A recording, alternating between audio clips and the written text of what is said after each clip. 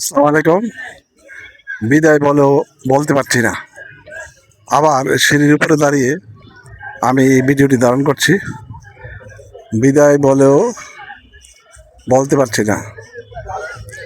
আসলে মায়া লাগছে, আমার ছেড়ে যেতে মায়া লাগছে। আপনারা আসেন, দেখেন কেমন নরসিংদীতে সকল ডিস্ট্রিক্টের সকল জেলার মানুষদেরকে সুস্বাগতম। চলে আসুন এই নরসিংদীর এই পার্কটিতে। আমি উপর থেকে ধারণ করছি এই ভিডিওটি। স্টার কনভারনেশন হল, যে কোনো বিনোদনের জন্য, পার্টির জন্য এখানে ব্যবস্থা আছে।